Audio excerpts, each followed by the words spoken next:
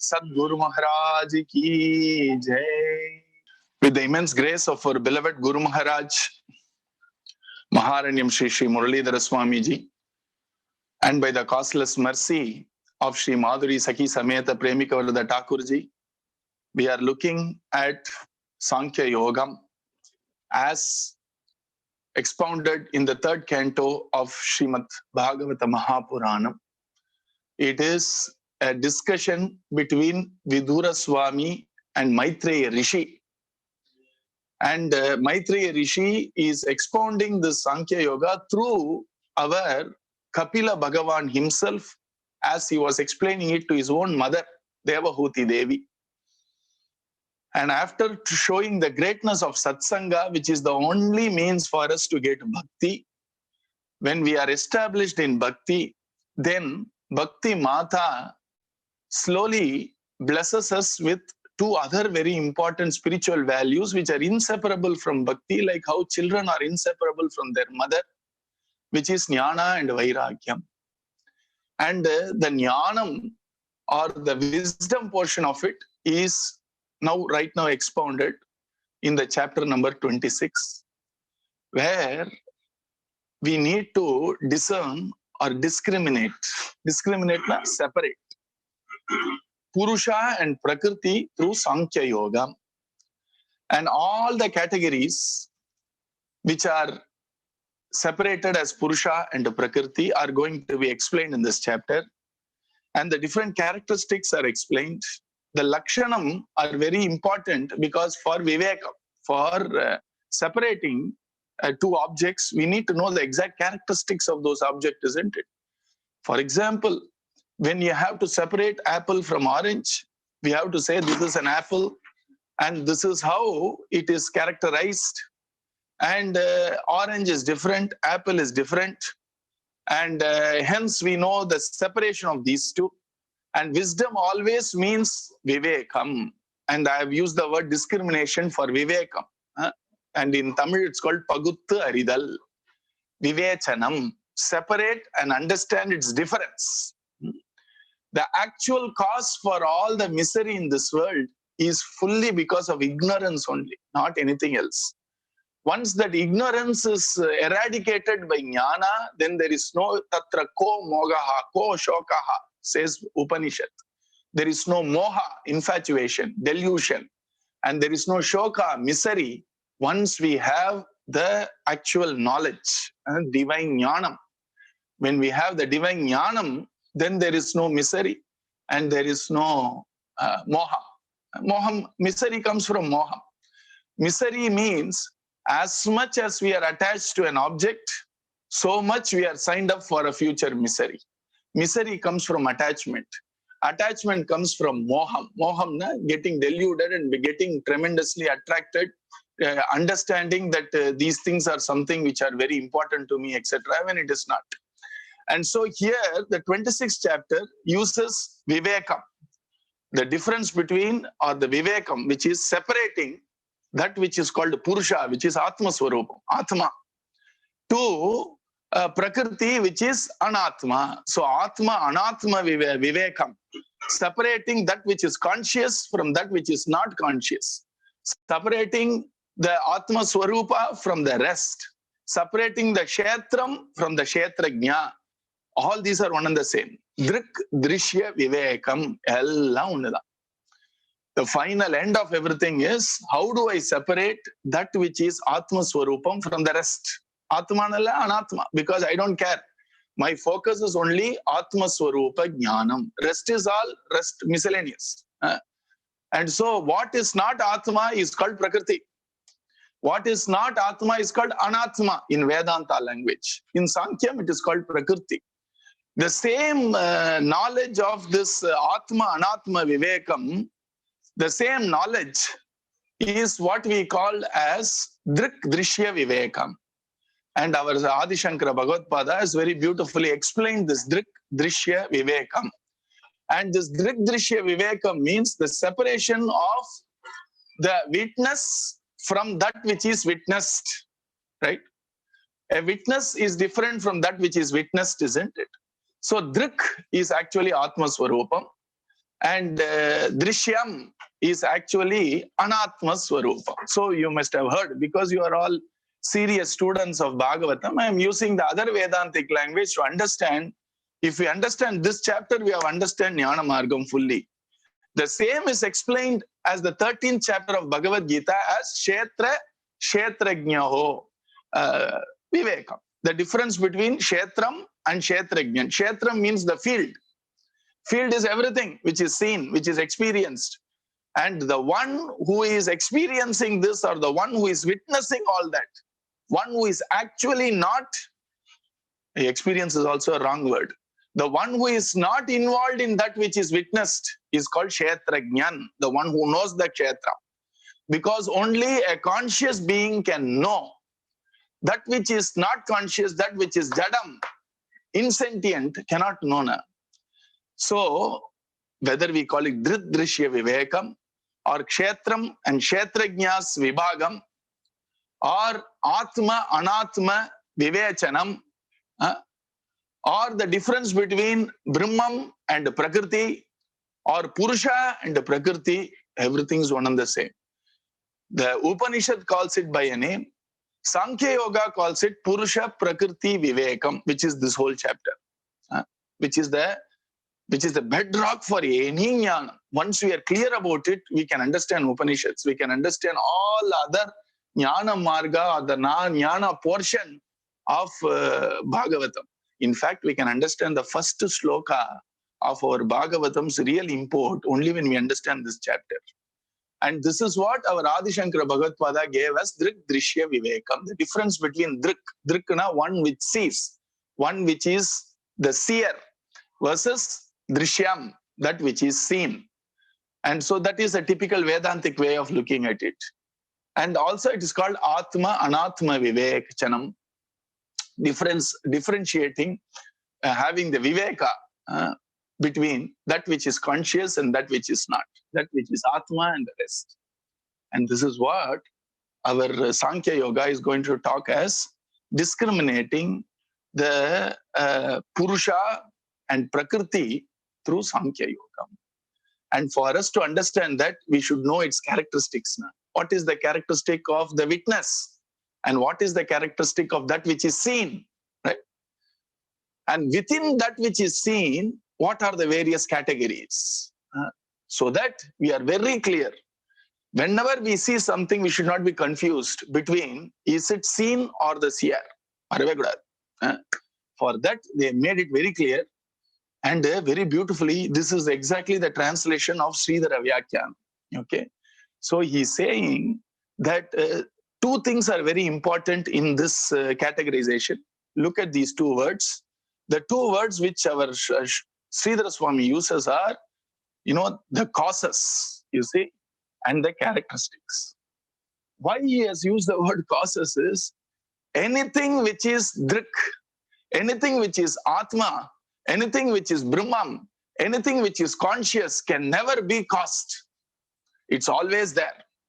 There is consciousness cannot be created. I hope we are clear about it. That which is jadam and that which is manifested can be created. And if it's created, obviously it is destroyed. That which is created is always destroyed. That which comes into being as an appearance always have to disappear. And so here very beautifully, the causes and the different characteristics are described, right? And this is in line with the knowledge given by Brahmaji to Narada Maharishi, and the same was told by Maitreya to Vidurar.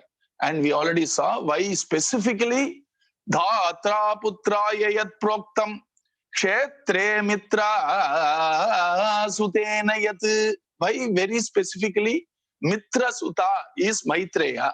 Maitreya is the son of Mitran, you see. And Matre Sankhyam Tad Adhyatmam Pradhanyenaga Tatvavit.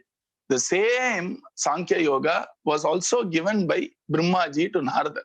The reason being, there is two types of Sankhya Yoga, unfortunately, because some people hijacked the original Vedic Sankhya Yoga, and even the one who started that Sankhya Yoga, unfortunately, called himself Kapila, But then in Vedas, there is a reference about Kapila Muni, Rushim Prasuptim Kapilam. And that Kapila Muni is our Bhagavata Kapilavasudeva Muni. And the Sankhyayoga, which is the original Vedic Sankhyayoga, is the Sankhyayoga we are talking about. And since this is the Vedic Sankhyayoga, which clearly says Prakriti or nature cannot be independent in itself, it has to be controlled, or it is under the complete control of an Ishvara who creates this whole universe. Our Sridhara Swami very specifically says, this Sankhya Yoga which you are going to talk about is a Vedic Sankhya Yoga. If Brahmaji reveals it, Veda. Brahmaji is Veda Swarupa.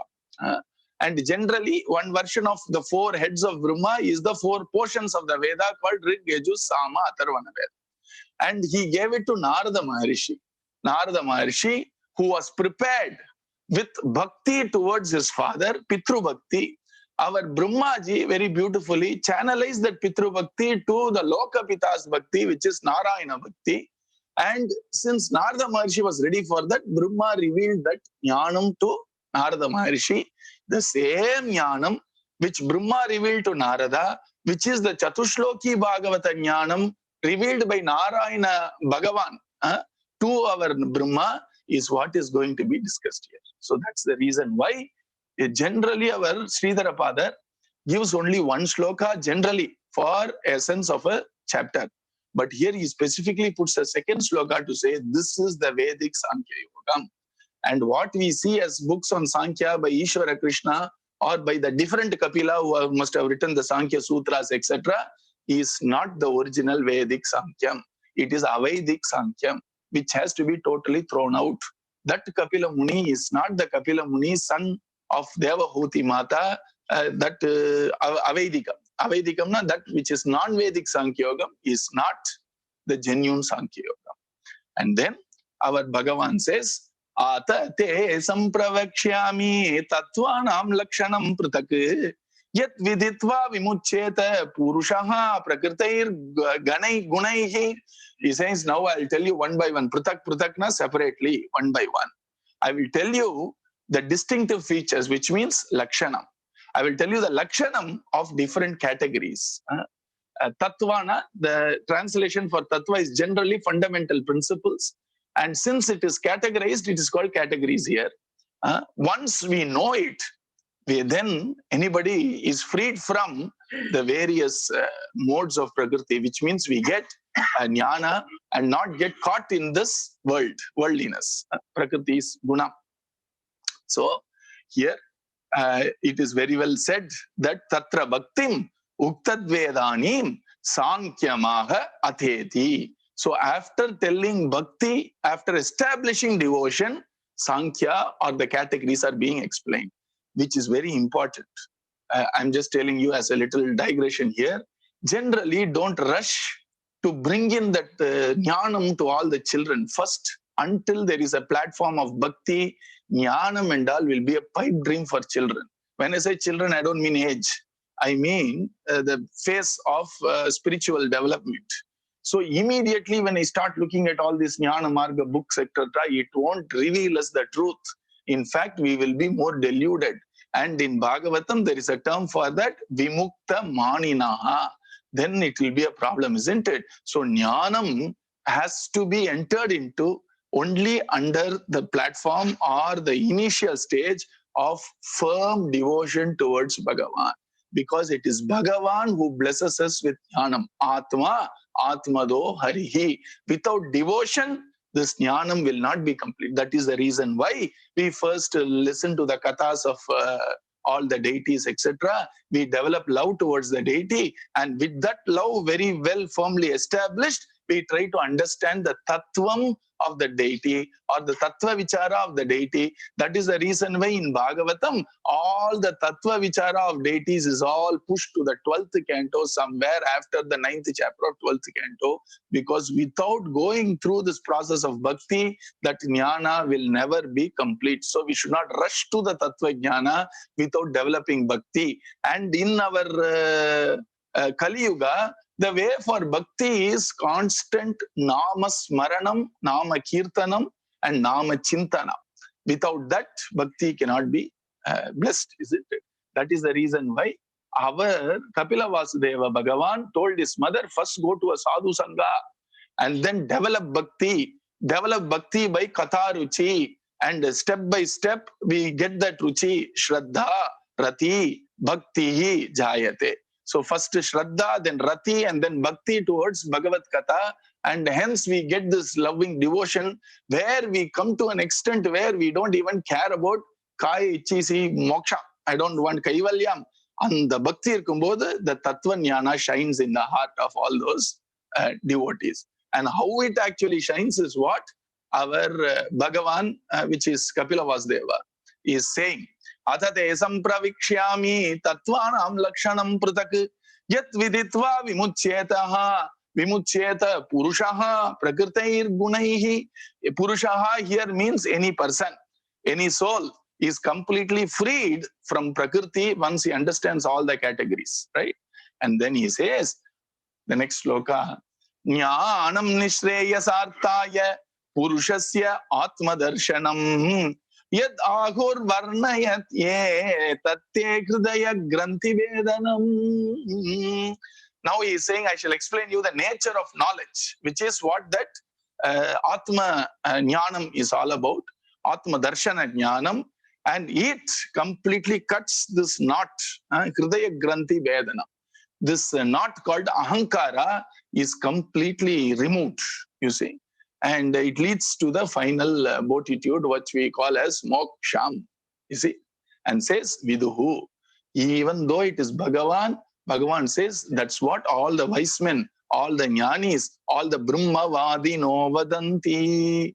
Even Bhagavan, when he talks through Vedas, takes Brahmavadis, takes the people who have attained the wisdom as pramana, as authority. And the Brahmavadis take Bhagavan's Vachanam, which is Veda, as authority.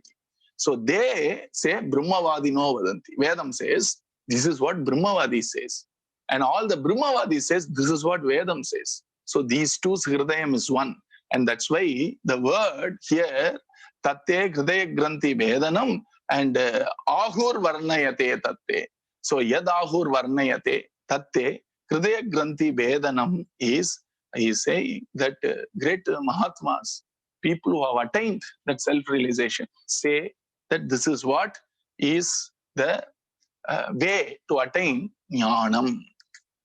So here our Kapilavasudeva Bhagavan says, for that Atma Jnanam, we need to know the actual nature of our Purusha, Prakriti. Just by analyzing Prakriti, just by understanding Prakriti, nobody can ever get Atma Jnanam.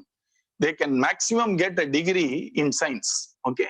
But when we actually understand Prakriti only for the sake of separating it away from consciousness, we get Atma Jnanam. So Purusha Jnanatnala, Purushottama Jnanam can only lead us to Atma Jnanam, not Prakriti Jnanam. So that is the reason why it is said, Nano Muktihi Atma Jnanad eva Natu Tattva Lakshana Nanat.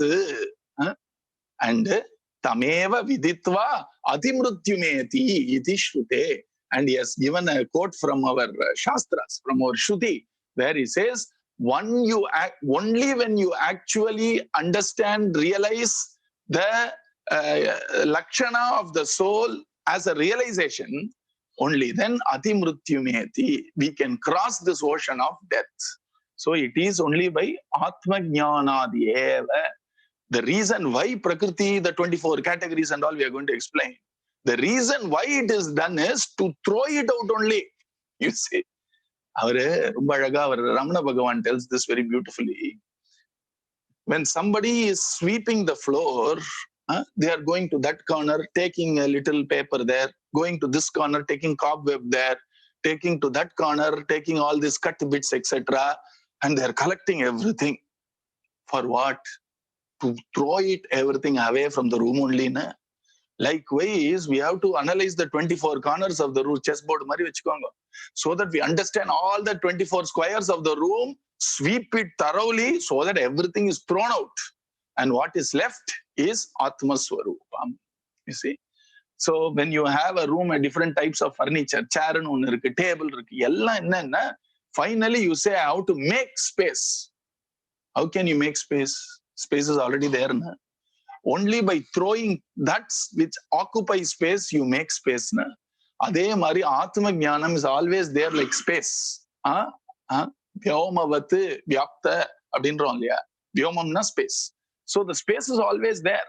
So how do I get that space? Na? You can't get it technically. All you can do is throw out anything which is not space. You see? But throw out something which occupies space, which means I throw the chair out, I throw the table out. For me, then I have to differentiate, this is space. And what are these things? That which occupies space, there is a chair there is a partition there is a fan there. All these are occupying space. So there are 24 things which occupies the space, it seems. Once I take all of it together, understand that it is not space and throw it out, suddenly, lo and behold, space is there, full space available. But then, if somebody comes and asks me, how did you make the space? Say, actually, I didn't make space. I thought I'm making space. But then when I throw anything out which occupies it, I seem to make space here. So when people say, when did you realize the soul to Atma Jnanis? They would say, it was always with me. There was nothing to realize. The moment I threw out that which was not Atma, that which always was there shined forth. You see? அதுதான் ஆத்மதர்ஷன். அது அடைய வேண்டிய விஷயம்ங்கிறது. When we use the word அடைதல், when we use the word that I attained Atma Sakshatkar, there is nothing to attain per se, because it was always there. But the moment I realized and threw away in my chittam that which is all occupying, which is anatmam, what left? Sesham. Nisheda Sesho Jayatada Seshaha. That which is remaining, that which cannot be thrown out. How can throw out space? That's my natural state here. That's my intrinsic swarupam here. That is what is called jnanam. So here he is saying, Atma Jnana Deva, just by knowing that is a chair, this is a fan, etc., won't help. I have to throw all that out and finally realize that space, which was always existence, is the real me. All this were not required, and you throw it out. So he is saying that Tattva Lakshana Jnanat, only by the Atma Tattva Lakshana Jnanat, only by Paramatma Tattva Lakshana Jnanat, we will actually get self-realization. And he uses a wonderful Veda Shruti, Vakyam, our Vakyam from our Upanishads to actually prove the point. You see? And here he's saying, Atma Darshana Rupa Jnanam Atayeva Gridaya Granthi Vedanam Ahankara Nivartakam. Once we get the Atma Granthi Jnanam, then we realize that the Ahankaram, which is called the Gridaya Granthi Vedanam.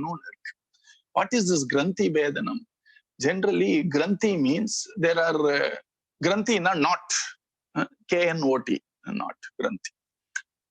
What does Granthi mean is, if there are, say, 2 ropes, Granthi is not a third rope. The entanglement is Granthi, which means Granthi is not a Vastu. It is Vastuna, it is not an entity by itself. It is an entanglement. There is a ball of rope and then it suddenly got entangled, you see. So this Granthi is not another distinct Vastu. It is merely a muddling up of 2 separate things somehow got muddled. They generally don't even come together. That muddle is the magic, the Maya. You see, somehow it got muddled. What got muddled? That which is consciousness, which is my Atma Swarupam, which is totally different from insentient, non-conscious Prakriti or nature, somehow got tangled. Maya. My Sariram is Prakriti. My Sariram is, my body is Prakriti. It is made of only 5 elements. Annamaya Kosa. But suddenly, my conscious self, which is totally different, appeared to have got entangled with the body to an extent that I say, I.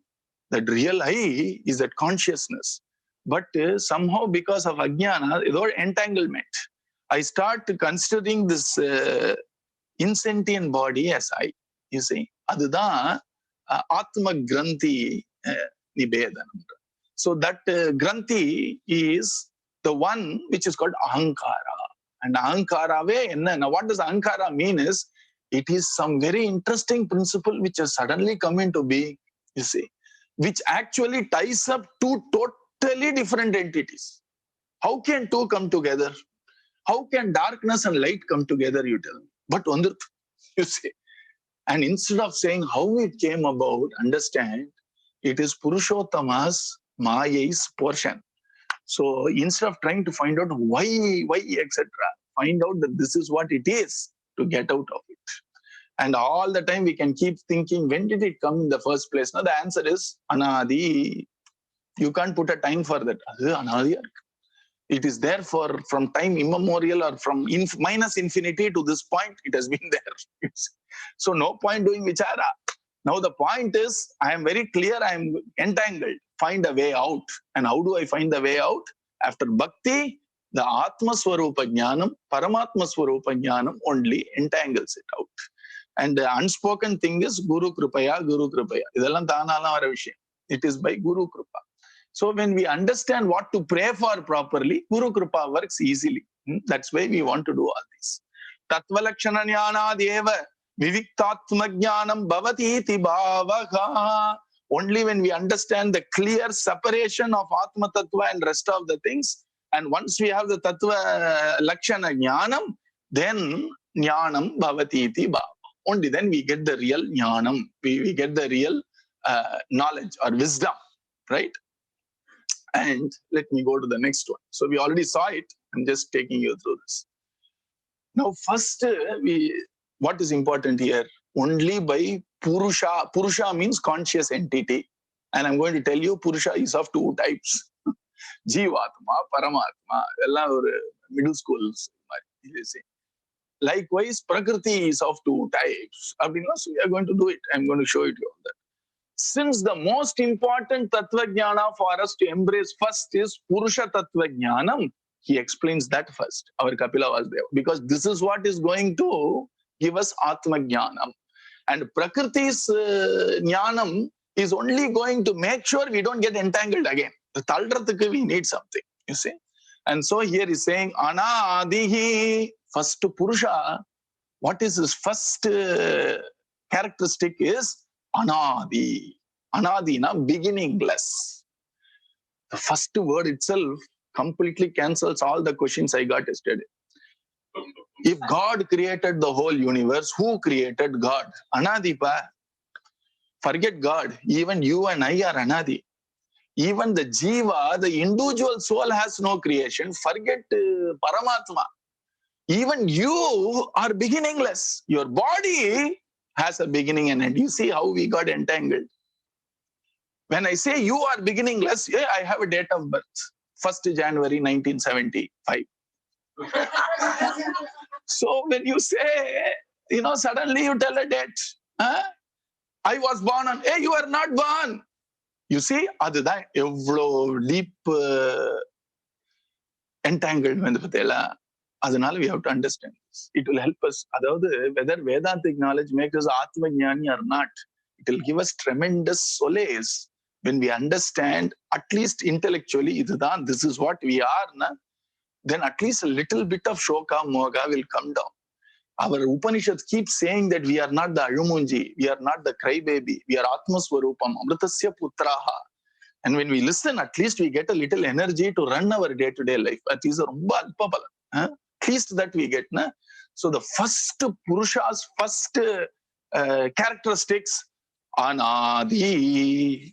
And that Anadi Purusha is Atma. He is also Atma. Anadir Atma. You see. And Anadi means no beginning, which means adha or first shock. You see. When you say you are beginningless, and then I say, sir, but 1st January 1979, then you ask, that is not you, that is only your body, which is Prakriti, which is Kshetram, which is Anatma, all these things, you see. So first word itself gives us a clarity about what we are talking about. That consciousness is Anadi. Atma. Atmaiva Purusha. Atma is Purusha. Purusha is Atma. And then he is saying, who is this Atma? Then who is this Atma? Then he is going to say, it is completely devoid of any gunas. So nirguna. And I'm going to tell you what guna is. I'll come to that. And nirgunaha. Why it is nirgunaha? Prakrite, paraha. It is beyond matter. It is beyond nature. So it is not having the three gunas of sattvam, rajas, tamas. Everything apart from Atma is categorized into three. Sattvam, rajas, tamas. Whether it is food, whether it is our mental state, whether it is buddhi, or even happiness, even contentment. Ellam three types. Ellam prakriti. Atma da prakrite paraha. Only Atma, only the Purusha, only the soul, only the Jiva, and Paramatma, both of them, both are Purusha. Purusha nale, individual soul who is conscious. Paramatma is also obviously conscious. So only these two are beyond these three gunas. You take anything apart from consciousness, we can categorize into three. Anything. That is the reason why, again, just being good is not enough for moksha. Because goodness is also one guna called Sattva Gunam. Gunandado. You are still in Prakriti only. But Sattva Guna is very close to Atma Sakshatkara. Rajo Guna is a little far away from Atma Sakshatkara. Tamo Guna is even more far away from Atma Sakshatkara. So imagine this. If Atma Sakshatkara is here, Sattva Guna can come close. It can't lead us there. But it has a better chance of leading us. Now you understand why we have morals. Why we say this is good, this is better, and this is the best.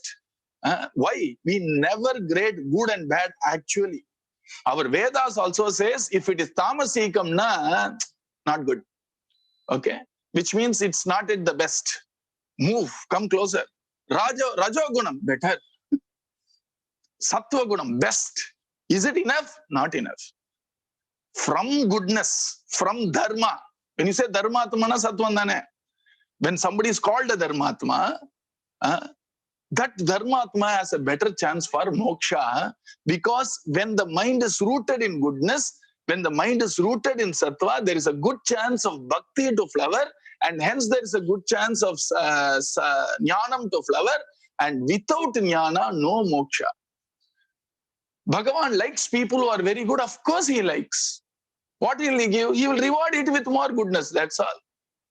But if you become a jnani, Bhagavan says, jnani to atmaiva me matam. You become one with my swarupam, not one with my rupam. Adu vera. So here, please understand that. Nirguna, why I am bringing it down to these levels is, in spite of learning all this, he is such a good soul. I am sure he would have gone to Bhagavan la, please don't tell. Good soul, na, maximum heaven. Jnaniya, Sharanagatana, then it goes to Bhagavan. There is a difference. Goodness is not enough, because goodness is also part of Prakriti. But goodness has a better chance of attaining divinity. That's why our Swamiji gave a title for dhyana, from goodness to godliness. Because tamasastu rajastasmat sattvam yat brahma darshanam. And our Ramakrishna Paramsa uses a lovely story. It seems a wayfarer was abducted from his home and he was taken to a forest, extremely dense forest. This is an Upanishad Katha, and our Ramakrishna Paramsa dwelled on it and then added a little more flavors there. Fantastic story. There were 3 robbers who robbed him away. The first robber totally, tied his eyes, tied himself to a tree in the forest. And that robber wanted to finish this fellow off. The other robber thought, in the night, that robber who tied him quietly went to sleep. The other robber thought, anyway, we have done, we had fun with him. We have taken all his necklace, everything.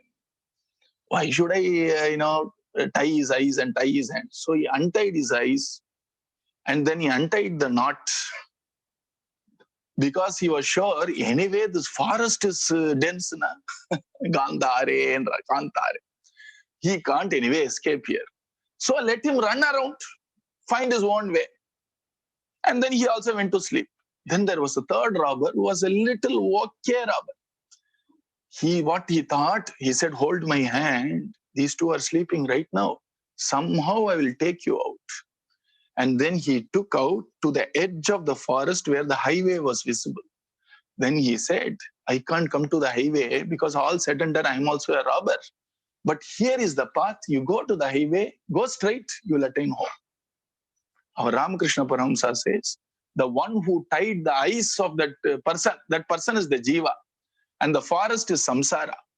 And the three robbers who robbed us away from our home are the three gunas. The one who tied our eyes and made complete darkness possible is tamasa guna. He was the first robber. The second robber who untied the eyes and untied the hands, who wants us to go into activity, thinking that I can find my way out, is a rajoguna robber. The third one is a sattva guna robber who has a little goodness to show him the way up to the edge of forest, because even that sattva guna dare not step out of the forest, because highway is not a place for any robbers at all.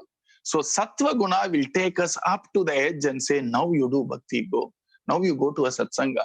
Now you obey your guru. Now you chant Mahamantra, and it will show the path, and it will just keep quiet in the edge, feeling happy that this fellow has somehow escaped. Sattvam, Rajas, Tamas, all the three are Prakriti.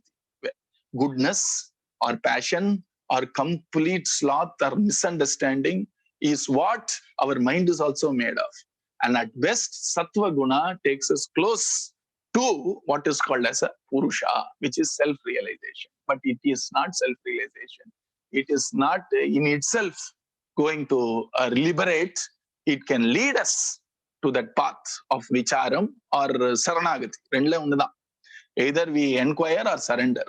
And then it will show the path and say, if you go straight, you will attain home. And it can't come to that Purusha's place because it has to maintain its boundaries.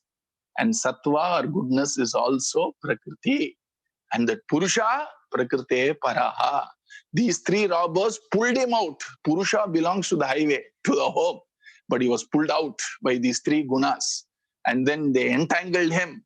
And then he realized, I don't belong to this forest. And these three people have no power over me. And who gives you that?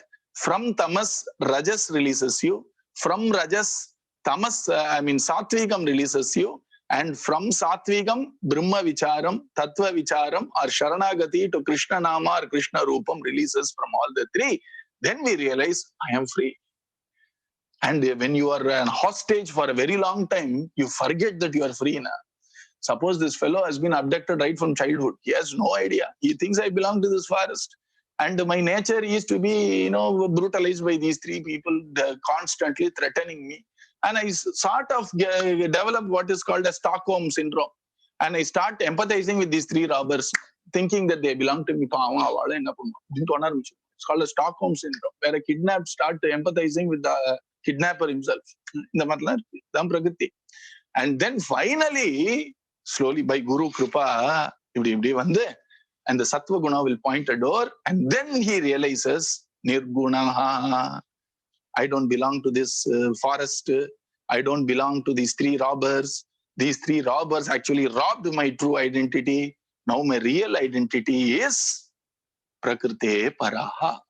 And then Anandam. And then Moksham. You see? And that's the road. From that road, this fellow realizes, I have a mother, I have a father, I have somebody waiting for me at my home. And then he goes to that home. And that mother and father is Paramatma. So a Jivan first gets released from samsara, which is the forest, goes to the highway, and then he feels he is not complete unless he is reunited with his family, which is his father. And so Jivan then turns to Paramatma, you see. And then that's when the whole thing is complete. This is the Jnana Vicharam. So Jivan's journey is not complete as per Bhagavatam until he reunites with his father. He reunites with his parents, Lakshmina. So that is why it is said, Anadihi Atma, that which is consciousness, whether it is Jiva, which is the individual soul, which is you and me, or Paramatma, which is Bhagavan Sri Krishna, both are Nirgunaha, both are beyond Prakriti, both are Anadi. So they have categories. Purushan, consciousness is different, Prakriti is different. So mostly Adi Shankara Bhagavad has made it common and say consciousness na, he says, why difference la appuram paathukalam. First, let me separate consciousness from that which is not conscious was the focus of our Adi Shankara Bhagavad all works. You see? And that's why it is said, Pratyag Dhama. Idhaan koncham kashtam. Pratyag means Pratilomam Dhama Spurtir Yasya. And Pratilomam means what is this real Atma Swarupam? He is showing. This real Atma Swarupam is not the body, it is not the prana, it is not our mind, it is not our buddhi, it is not even the deep sleep where none of this exists but there is darkness. You get what I'm saying? Let me give you a little more clarity in that. When we are awake, then we are awake with identity. The whole thing is identity crisis, then identity theft, all these. You see, somebody stole our identity and then made it appear as if we are a different, at least in the identity theft, there is only stealing. And we know, even though somebody else thinks I am wrong, but I also know I am wrong, that identity theft is at least a benign identity theft. In this identity, ID theft, not only has somebody stolen my identity, they made me forget my identity also. A double problem. It's all just called as avaranam and vikshepam. So here I will talk about that. Here, what real Atma is, Pratyak Pratilomam. When I am actually awake, I think I am this body. First identity theft. How my identity, which is my Atma, we'll come to what Atma Swarupa is later. But I am an conscious entity, and this is a Jadam, which is made of 5 elements, Prakriti, Jadam. But then that conscious entity which I am is now identifying myself with this body. It's called a body made of food, Annamaya Sarira. And I'm going around doing all this. Then I go to sleep. When I go to sleep, I dream. And the dreams, what happen is, this body is forgotten. I take another body, the second identity, which is made up of my prana, manomayam, and buddhimayam. You see, my physical body is not there in my dreams. Whatever residual thoughts I have, the desires I have, all that creates a wonderful body in my dream, and I see all these things. In my deep sleep, the beauty is I even have my mind switched off. My buddhi is switched off. I don't have any thoughts in my deep sleep. But then, at least that should have shown me my Atma Swarupam. But my Atma Swarupam is covered by darkness. In my sleep, I say, I felt nothing at all. I saw nothing. I slept very well. You see, Atma Swarupa was there because I wake up and say I slept very well. But because I say I knew nothing at all, Atma Swarupa was not clearly realized. Do you get this? I hope you are with me here. And so what is that Atma Swarupa? The aham, there is a spuranam. Spuranam na or pulsation. When I say pulsation, don't imagine or matter pulsation. When you slowly control your mind and when you are attentive and when you are completely in the state of attention, only one thing will remain if all the thoughts dissolve. You'll forget you are the body because it is a thought which attaches saying, I am this body, I am this body. You take the body off, what remains is that I am, no Spurana. Many yogis from all faiths, not even Hinduism, some of them have even stumbled into that state and they have talked about it, but people didn't understand. When people say, I am that I am now, who will ever understand that? Is in India, some great yogis understood I am that I am means I am not this body, I am that I am, which is Atma Spuranam. That I am, dra, aham, no Spuranam, which is there in our heart, which is what is my real intrinsic characteristic of an Atma, the consciousness. So here he's saying that consciousness is not the 3 gunas, it is actually Pratyak Dhama, which means Pratilomam Spurti. And the Spurti, aham, no Spurti. You see? And that is, it will again, Swayam Jyotihi, the inward throbbing of aham revealed in the heart, a spiritual heart. And Swayam Jyoti means self-effulgent, which means I don't need the agency of my mind to know that aham gart. And the example given, your level working the example, rest is all experience only. The example given is, we already saw it, when there is a total darkness, I don't see my body. And even though I don't see my body, I know that I exist, because I don't need somebody to show a torch and say, hey, look here, your body is here, so you are here. Nobody needs to say. In fact, I think I am this body because of that aham spuranam. Even in the deep sleep, we never were afraid. Did I lose myself? Did I not? Was I not there in sleep? If I had truly died, then it means I was not there at all. Then death. But it's not possible at all. Have you seen that? Otherwise, everybody will be afraid to go to sleep now. When you go to sleep and suppose really that aham or I am dies, would anybody dare to go to sleep? They want to be always awake. But even in sleep, intuitively, I know I existed. Why? Because I could recollect I slept well as an experience. And that is the reason why intuitively nobody is afraid to go to sleep. They may be afraid because the body may be attacked by a robber, etc. But they are never afraid. When I sleep, I am a. So if you think so, you are na, nobody should sleep at all. Some of the philosophers said, na, cognito ergo sum. Logically problem. I will go and ask that person, sir, do you sleep? He said, yes. You don't think when you are sleeping now, so you cease to exist? If you cease to exist, how dare you go to sleep? And how come suddenly you wake up and realize yesterday I ate this? Then there was a continuity between yesterday's experience and today's experience. When in between you think without thoughts I cease to exist, then how did you get the continuity of yesterday I had this, etc., which was verified by another person also? It is not imagination. So there was Sutre Manikana Iva in my three states of existence, which is waking, dreaming, and sleeping. That consciousness existed as I am, which connected every experience of mine, even though I am in ignorance. Even if you do a little bit of this understanding, if you realize this, aham, self-effulgenta, it is there. Even in sleep, where even the buddhi and the mind which throws lights on Prakrti is off, still I know I existed. Why? Because in the morning, I slept well. If I cease to exist, how is the continuity of memory possible? So there was a string which connected my entire experiences, you see? And that string, logically, we can see from our birth to death. And Vedically, it is said, it connects all your janmas, which is the reason why that karma which you did 10 janmas back, you get the actual fruit now. Why? Because the aham, I am having that continuity, and I am having the ignorance that I am the body and the mind. So the karma gives pala in form of the body and the mind's experience. The moment I have no ignorance now, where will my purva karma get attached to?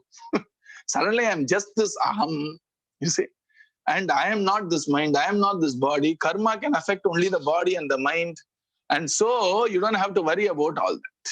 So aham abdinale, that is what is my pratyak dhama swayam jyotihi, self-effulgent. Please think about it. Even in my deep sleep, aham existed, you see. Why? Because it does not need the torch of even my thought. It does not need the torch of even my intellect to show it exists. In fact, it is the one shedding light to the intellect for it to grasp things.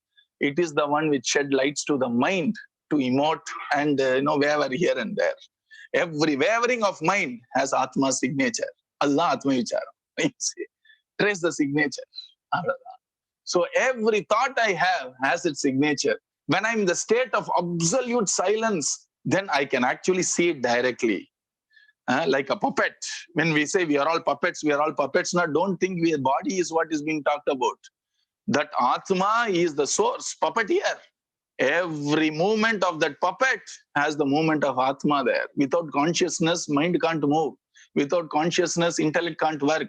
Intellect is merely reflecting, stealing the original consciousness from the Atma Swarupam and appears as if I am the one talking like a puppet, you see. When a puppet says all this, what is happening is we think the puppet is speaking. But then we know puppet is not speaking. It is the person holding the puppet speaking. And the movement of puppet cannot move, dull. So that movement is given by a conscious entity behind. So the mind can't move, intellect can't move. It is the consciousness which sheds light to all these things. And the consciousness does not need the agency of intellect, mind, or the world to tell it exists, because it is self-evident. Azigdan Swayam Jyoti. The puppet moves because of my hand. My hand does not need the puppet for its existence. Likewise, Atma Swarupam Thaniya irukku, Pratak. It is separate. Pratyak. It is there. And what it does is, it is constantly in the form of that awareness. I am. That consciousness. And that it has taken, that light has been robbed, like a moon robbed our sun's light and says, I am self-effulgent. It is passing it off. What a bright moon. People say, na? And it took a long time for people to understand moon merely reflected sun's light. Upanishadala, it's already an example. Mind is the moon. Sun is Atma Swarupam. Sun does not rely on any other form of energy because it is self-sufficient in showing the energy of light from itself. But the moon does not generate that energy. It merely reflects sun's light. Adhikda pratibhasam. It just takes the sunlights and reflects. Likewise, our mind, our intellect, anything which happens to our mind and intellect is all because of that light of our Atma. And the Atma Jyoti lights intellect. And because intellect is very close, the Vijnanamayam Atmanam is very close to our consciousness, it appears as if it itself is self-effulgent. That's why most of the ignorant people worship intellect. Yeah, it's so close. When you're so close to something, it can pass off, it seems. You see? Just a small story. Lauki Kanna Randalum, to lighten it a bit. It seems it's a legend. I don't know whether it's true. Our Einstein had a driver who used to drive him around. Nijamave Einstein I heard. And he used to drive him around. And Einstein, every lecture he will sit in the first row and listen. And Einstein thought, you come and listen to all these lectures. Those days, Facebook were not there. He was going to a new place to do a lecture. Einstein, in a very playful mood, said, nobody has seen me there. And you heard me all the lectures. Why don't you give the lecture today? And the driver said, why not, sir? So he also, and then he went and gave an impeccable lecture. All the scientists were very happy and all clapped. And he started feeling, maybe I don't need this guy at all. You see, maybe I can pass off. Like PhD na kudukano. Until one chap got up and said, sir, I have a question. Einstein dinner. And he asked some question about general relativity. Oh, that question. So simple, so obvious, you don't know the answer? He said, I don't know. It is so obvious that even my driver will answer it. He got the original Einstein answer. He can't answer now. So until we are living in the world, the intellect will wherever this fellow says go, he has to drive. And it's as if I am in control. He is not in control. Somebody behind tells you, take left, take right. Likewise, this intellect passes off as consciousness unless you inquire. When you just go with what it says, the driver giving Einstein's lecture, we are all deluded. You were Einstein, you say. But the moment you inquire, ask a question, the driver says, hey, excuse me, Manga sir, my play is done. My game is done because you have inquired. You see. And ignorance is no inquiry. Wisdom comes when you inquire. Then you realize the difference between intellect, which is the closest problem. Rest we all know, idu Jadon we all know, yet we forget it. But the only thing which we need to actually differentiate is the intellect, buddhi, manas from Atma Swarup. And all that you have self-effulgent, okay? Which is Swayam Jyotihi. Why Swayam Jyotihi? Because Vishwam Yena Samanvitam. Inquire. For us, Mahamantra is enough for moksha. Bhagavata Rasam, that's why I'm saying we are relishing respectfully We are not doing Atma Vicharam here. We are relishing the grand path of Sankhyayoga. See, this is a very significant thing, and our Sridhara Swami very beautifully explains this. What he says is, it is self-effulgent. How do you know is, have you ever wondered, when I'm sleeping, what happens to the world? Why is it not knocking my doors of, can I use the word intellect to say, hey, I am here, I am here. Yenna, jadam. A fan cannot come to my bedroom and knock the door. Na? If it starts knocking, na, we are in a very dangerous world. You see? So here, world does not claim its existence in sleep. Why? Jadam. So if you say world exists now, who says world exists? I say world exists. So the world exists because I see it. During the night time when I go to sleep, where is the world? Jada only. So it is the Atma Swarupam, which is Swayam Jyotihi, which actually illuminates and says, hey, this is the world. You see? And the moment the Atma Swarupam is not there, world cannot come and knock. Even during sleep, when the mind is silent, when the intellect is silent, world cannot claim its existence because it is jadam. It is the consciousness which actually shows or shines to tell us that there is a world outside. So don't infer consciousness from the world. Consciousness world is not the pramanam. World consciousness is pramanam. Because without consciousness, world does not exist. That's why in our Upadesa Undiyar, I hope you paid attention. It's a lovely point Swamiji showed. Very subtly is showing because there are layers there. First he says, Virodama Maimbhudangal Uringal Irupadal Virodam Yerkaivadam. Look at the world. All the 5 elements are inimical. We are going to see that. Inimical to each other. So there is a coordinator in the world. So conscious Bhagavan exists. Purushottama exists. But then he said, that is only for starting level of people to at least accept the fact that nature cannot exist in itself. Second one, that which is conscious inside only makes the world run for you. So for world need not be the source of authority or knowledge for us to understand consciousness. Who is seeing the world? I am. A small little aperture in our eyes, how much is it? How much is that? It shows the almost infinite space world through the aperture. And that aperture also does not work if we have the mind not attached to that aperture called eyes, you see. And the mind also is working because intellect is there, attentive. Even that intellect takes the light only from consciousness. If the world is so big, imagine how big consciousness is. And the Purusha ulo pirsa. So Purusha or the consciousness is the pramana for this world. World is not the pramana for consciousness. You can't say because world exists, I also exist there. Even when the world ceased to exist in the deep sleep, forget that. Adum pralayam dana. As far as I am concerned, it is nitya pralayam. Yes, sir. Bhagavatam solradhu. Pralayam 3-4 types.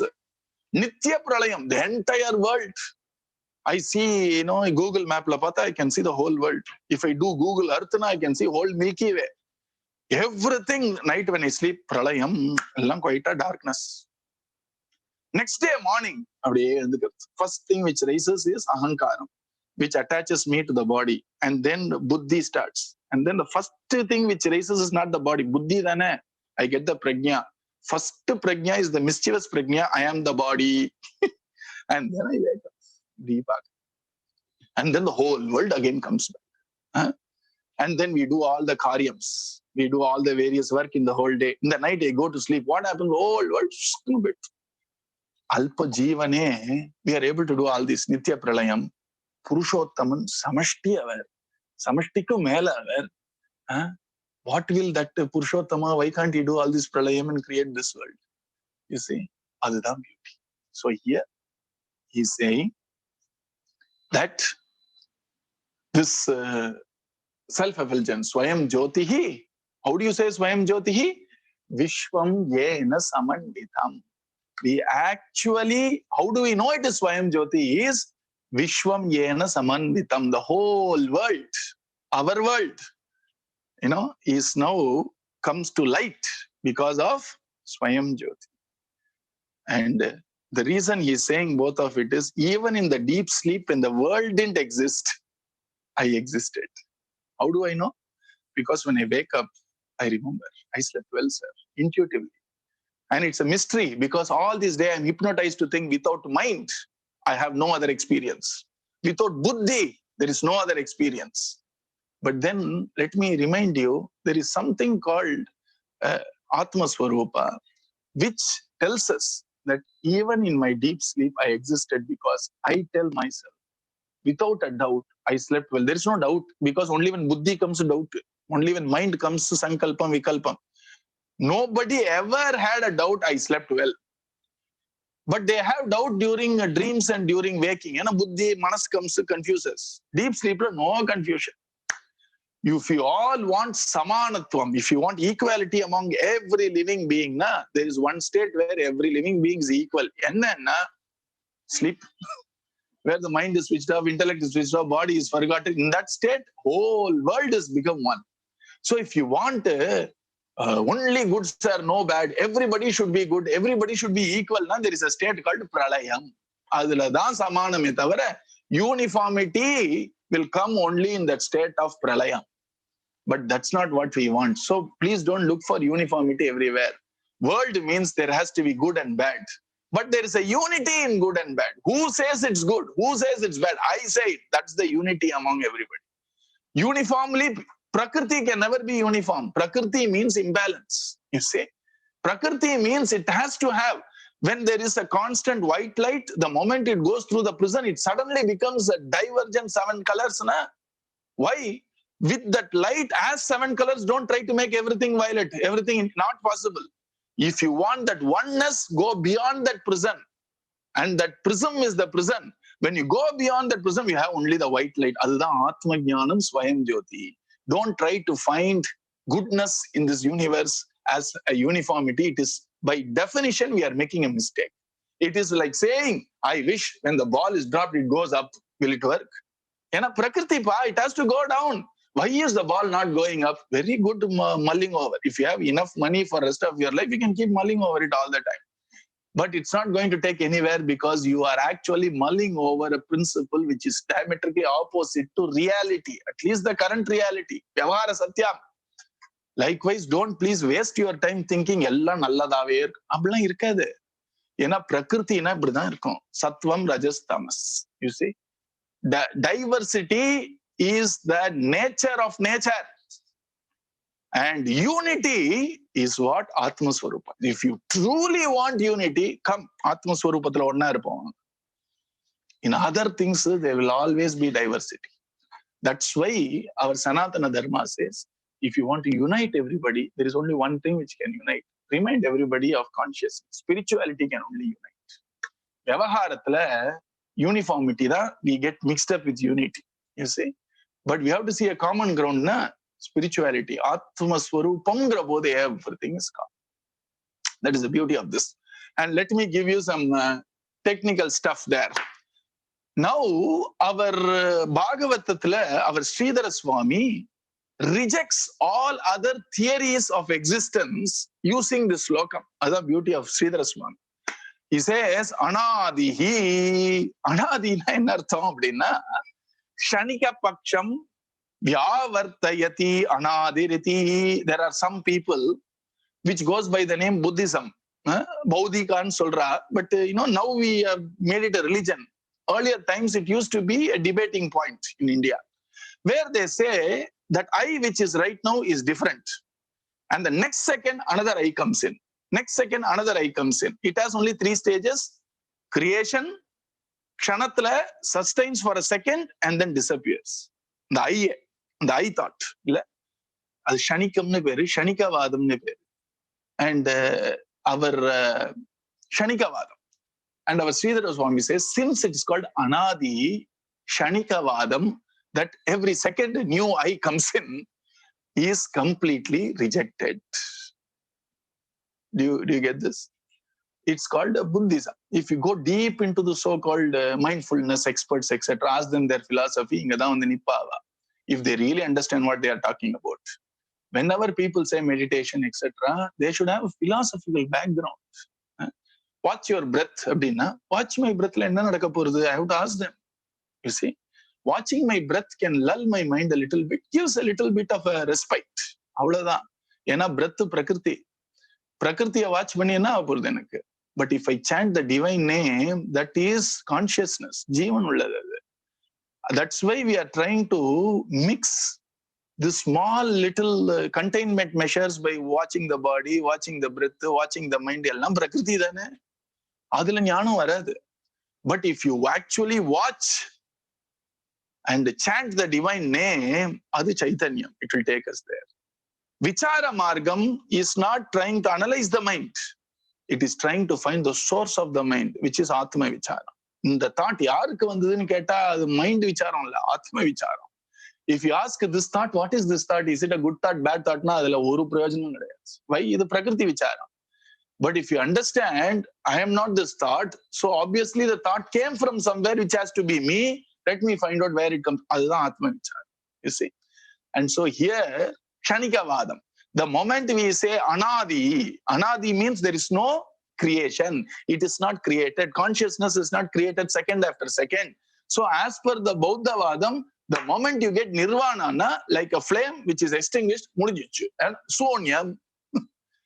Then Mahatmas asked, Sunyama, Sunyam yarukku theriyarudhu?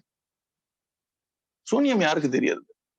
Sunyam no irukku yarukku pa theriyarudhu? Who is experiencing that sunya? Me na, appo sunyam illa.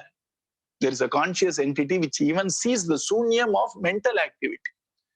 And that conscious entity is Anadi. So when you look at Bauddhavadam, they have not gone to the end, or there are 4 traditions in Buddhism also. And one type of Vijnanavadigalna irukka. The 4 some completely eliminate both cause and effect of everything. He says cause illa, effect illa, ella sunya.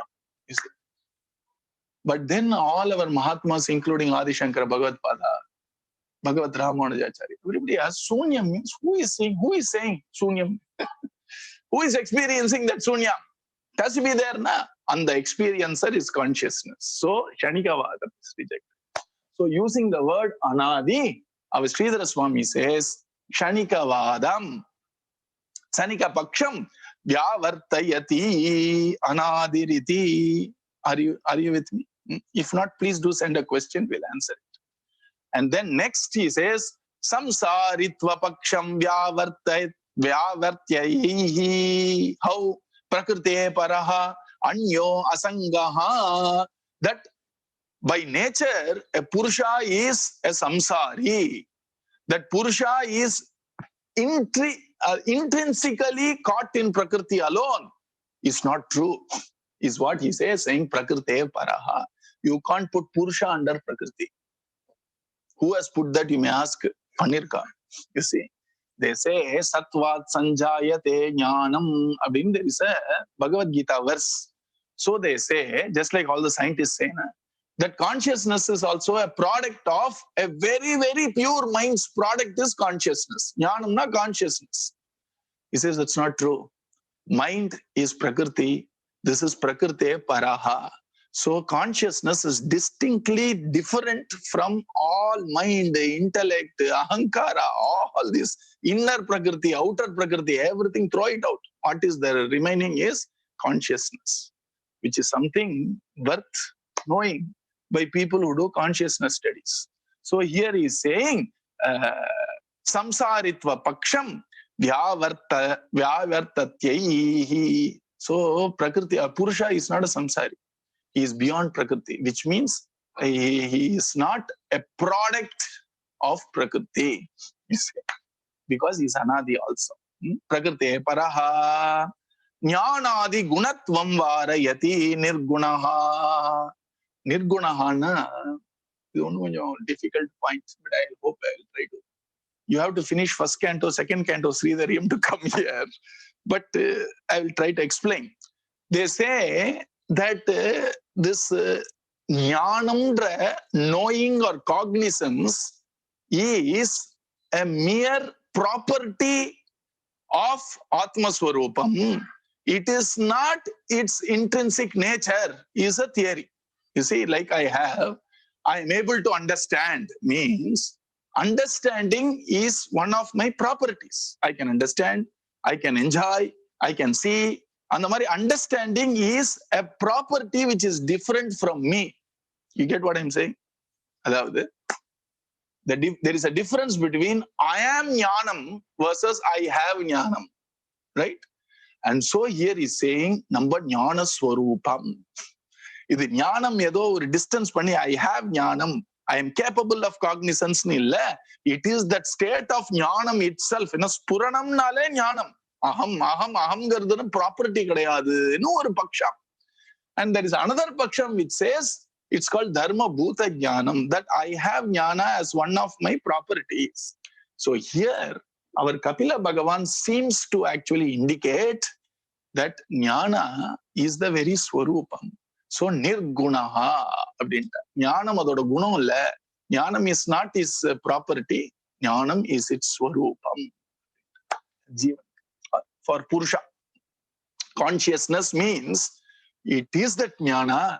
It does not have that Jnana because it's going to talk about consciousness as a principle. Purusha, it's a principle of consciousness. So consciousness does not have a property called Jnanam or cognizance or knowledge. It is that form itself. When they separate us Jiva and Paramatma, there will be a little bit of tweaking there. But as of now, consciousness is not having a gunam.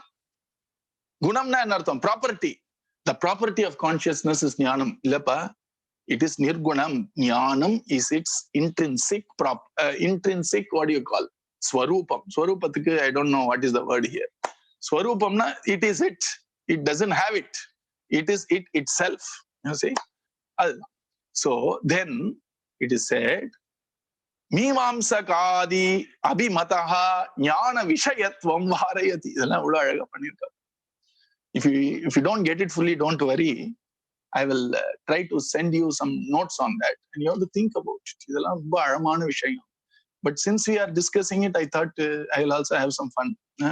So here it is said, Mimamsakas, who are the people who talk about the Purva Mimamsakas, which means they talk about Karma Margam as supreme. They said, Jnanathukku Vishayam tar. They say Purusha is object of knowledge. Says no, it's not an object, it's a subject itself. You see the difference? Subject, no, not physics, chemistry, biology. I in the subject, first person singular. So Atma Swarupa cannot be an object of knowledge. Somebody realized Atma. It is an object of realization. It is the subject itself. It is what is. You see? And so he finally says, and it is not something which is an object of knowledge, it is knowledge itself. Knowledge is not Vishayam. Non, subject knowledge is that subject itself. It is not subject to knowledge. It is the knowledge called the subject. Right? Non, I don't need somebody else to say, now I know I exist from that object. Analda Atmanam Kaupinavanta and the Mari Vartela Atmana Atmanam Atma. I am using Atma to understand Atma in the process of Atmana. Object, subject, knowing, you see, that is the state of consciousness, right? And I gave you a small example. It may confuse some, but anyway, I'll tell you. When we are in the state of dreaming, the same mind is seeing, the same mind is showing, the same mind becomes the object of that which is showing. So when you say it as a mind, now, so mind itself is seeing by the mind, and seeing an object created by the mind itself, there is not a second entity there at all, even in dreaming. If you think about it, use that as a springboard to understand this grand oneness, which is what is the goal of any knowledge. இப்போ புத்திங்கிறதுக்கே இதுதான் goal. If you say we are very intellectual, etc., where we have to use the intellect? Vidya vadu jivana. To understand the grandness of Bhagavatam, தானே intellect இல்லையா? If you are a very good rasika அப்படின்னா, to actually relish all this தான் ரசிக்கம் இல்லையா? லோகத்துல என்ன இருக்கு ரசிக்கம்? So here our Sridhara Swami says that no, this Purusha not to be an object of knowledge. And Ramana Bhagavan சொல்றார், சுட்டறிவு ஞானம் இல்லை. சுட்டி காட்டுறோம் இல்லையா? In Tamil we say அது அப்படின்னு using our index, இப்படியே சொல்றார். Using the index finger, இப்படி காட்டுற விஷயம் இல்லையா? You see, that is not pointed out as an object of knowledge. It is that consciousness. It's Swayam Jyotihi. Right? Now you understand Swayam Jyoti. And how do you know what is a hetu for Swayam Jyotihi? It is the one which shows the object of knowledge. World is the object of knowledge. Mind is the object of knowledge. Intellect is the object of knowledge. All these are the objects. The subject which knows is Atma Swarupa. Sakshi. It is being separated so beautifully. Etairyeva hetubhihi purushasya prakritehe paratvam api siddham. Now we are very convinced that Prakriti and Purusha is certainly greater, paratvam. It is greater, supreme than Prakriti. Purusha is supreme. So don't make Purusha a product of Prakriti. Then how can it be supreme? Can a child be greater than the mother? Can a slave be greater than the master? Can a servant be greater than the master?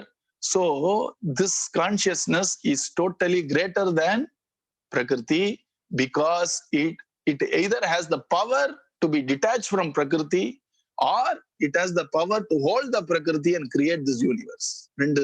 Which we are going to see. Jivan nu paakum பொழுது, Jivan has the power to be totally entangled away from Prakriti and be free. As Parameshwara, he holds Prakriti as its power to create all this.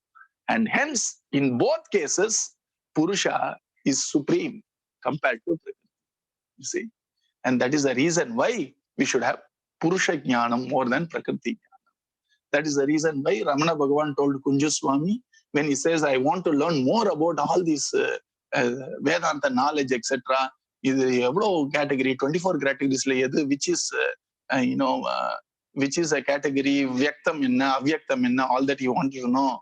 Our Ramana Bhagavan very beautifully said, all this we are collecting the dirt from the room to sum total throw it out. What you are telling me is I will take more dirt from outside, add it to it, and then take everything out. Vanda, I have given you a path. Hold on to that path so that you will attain Jnana. So here it is said that Vishwam Yena Samanvitam. The whole Prakriti is actually the light of the Prakriti is shed by Purusha. It is the pramana for this world. When you're looking at something, you can practice it. You can say, when I'm looking at something beautiful, Krishna, you are inside as Antaryami, which is the reason why I'm seeing all this. Even when you are seeing things which are not very pleasing for us, we can go back here, Krishna, I can't see that which is beautiful, I can't see that which is ugly. If you are not there, I can't taste that which is sweet and I can't taste that which is bitter. At times, bitterness gives us more prajna than sweetness, you see. So when we undergo such turbulence in the mind and intellect, we can go back to the source and find that absolute calm, which is exactly what Gayatri Mantra is trying to do, saying that light of intellect is borrowed from Bhargo, that which is Atma Swarupam. And let me discard all this and try to actually meditate upon the supreme truth, Dhimahi, which is my Atma Swarupam, which is the consciousness, which is the Swayam Jyoti. That's why it's called Jyoti, and that's why it's called Bha. Bhargo. Bha nale Jyoti. That's why even Indians are called Bharupena Brahmani Rataha, which means those people who are constantly bringing everything back to finally Atma Swarupam, then they will come. Bharatanatyam eduthu parunga, ella mudichu kadasiya he will come to Atma Swarupam. Sangeeta Shastram, Atma Swarupam.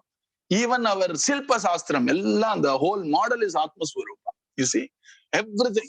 Even in Silpa Shastram, when they make Gopurams, our Ramana Bhagavan says there are people who are in the part of the architecture, There will be, if you have seen our South Indian Gopurams carefully, everything is Atma Tattva. In that, there will be two very strong people, Nalla Purusha, with a big stomach, etc., holding like this. They are all called the one who bears the Gopuram. Gopuram Tangi in a. And it seems they think it is they who are holding the Gopuram when they are a part of Gopuram. You see, they are part of that Gopuram. And that's like that. Our Ramana Bhagavan says at times, Ahankara thinks I am holding everything. My life is held by me. The lives of people dependent on me are held by me, which itself is Ajnanam. Gopuram Tangi Marinta. Silpa Shastrathli. You see. So all our fine arts, all our folk arts, all our traditions, etc., everything completely comes to Purushasya Prakriti Paratvam Api Siddham. It comes down to finally supremacy of Purusha over Prakriti. Right? So this is that slogan which talks about Purusha Prakriti Vivekam. And Purusha is discussed first. Anadihi. Purusha is beginningless. Hence, don't think Atma is created. When our own Jivatma ke creation kadayadu, that first figure it out. Instead of going to Bhagavan, when were you created? Adhe therla. Anadihi. Never created, never destroyed. I am eternal as a conscious principle. So imagine Paramatma who rules over us. You think the one who is Anadi will be ruled by somebody who has an Adi? Then who ruled us before that? So Bhagavanu Anadi. And our Purusha, which is Jiva Anadi. And that Jiva is Atma, consciousness. You see? And Purusho Nirgunaha, Prakriti Paraha Nirgunaha. It is not having any guna. And it does not have even the guna of cognizance, knowledge. It is by intrinsically, it is that awareness. You see? And then Prakriti Paraha, it is beyond Prakriti. It is not created by Prakriti. It is not even controlled by Prakriti in its real state. It gets hypnotized as if it is controlled by Prakriti. The moment we realize the greatness of consciousness beyond Prakriti, we are freed, it seems. Pratyak Dhamma, what its intrinsic swarupam is, Aham Spuranam insight. Namakulla irukakuriya non. Swamiji calls it the big eye. Aham Spuranam. Small eye, Ahankara. The nan. Adu Ahankara. Non. Ulla abdi oru Spuranama. Adu vandu big eye nu Swamiji says, that's what is the Atma. So the mind or intellect is called the thief, the imposter. Many of the other faiths, they have given all these names to show it has robbed. Thief nana, it robs the original consciousness of the soul, of the Atma Swarupam, and takes that on itself as if I am that one. Ramana Bhagavan gives a good answer, good idea to that. It seems there was a marriage party. And in those days, marriage, generally two new families come together and they actually meet, all the family members meet only during marriage. They don't have that much social connections those days. Suddenly a boy came and he went to the bridegroom's property and said, I am bride's very important relative. Give me badam halwa. Then bridegroom thought, why should we create also? They gave all these things. You see. And then he went to the bridegroom's area and said, I am bride's very close relative. And the bride's party also gave it. He went to bridegroom party, started demanding, they gave. And both of them got vexed beyond a point. So they decided, let us come together and find out who this fellow is, because he says he belongs to them. They say he belongs to us. So when they together try to search for this imposter out there, when both come, then the game is gone. Our Ramana Bhagavan says like that, our mind, it makes it appear as if it is very close to the body, to the Atma Swarupam. And when it comes to the body, it is showing as if it's very close to Atma Swarupam and demanding the body. I want that, run. You have not got that, cry now. And the body crying, because mind is saying. When we do the vichara, what this mind is, Atma Grandhi Nivedanam. In the Atmangra bridegroom's property and Prakriti in the bride's party